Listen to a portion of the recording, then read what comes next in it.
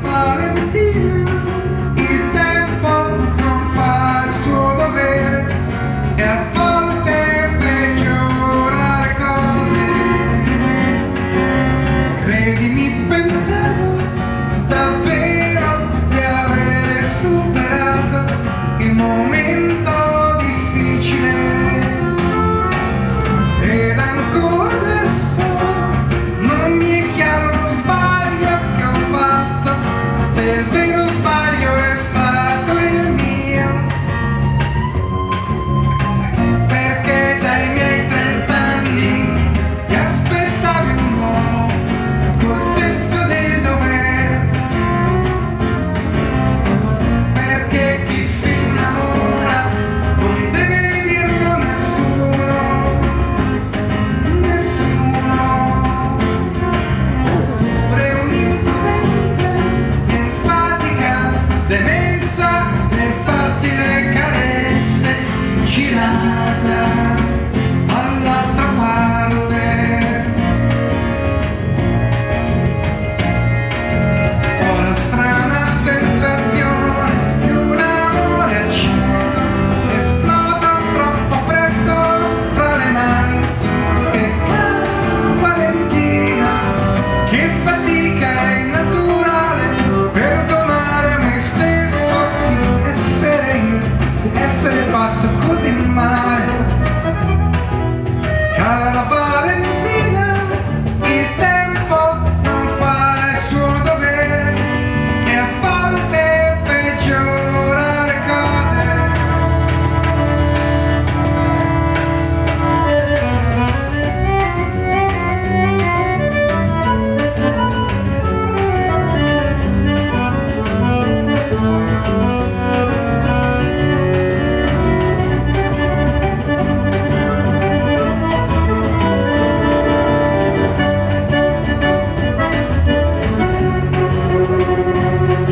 E tu sarai il pretesto per approfondire un piccolo problema personale di filosofia su come trarre giovamento dal non piacere agli altri, come in fondo ci si aspetta che sia.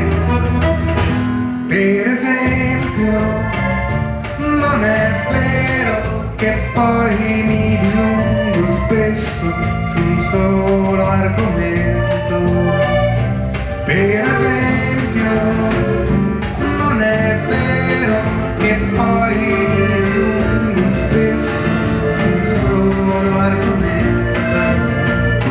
Per esempio, non è vero che poi mi dilungo spesso su un solo argomento. Per esempio, non è affatto vero che poi mi dilungo spesso, così spesso.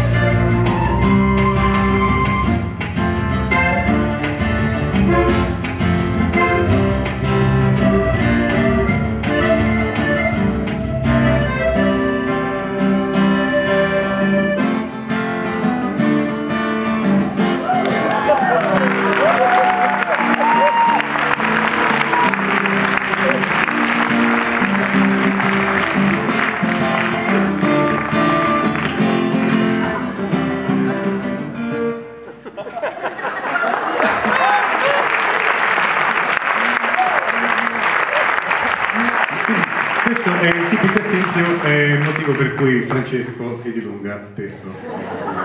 Scusa, no, Sei distratto? No, no, è che...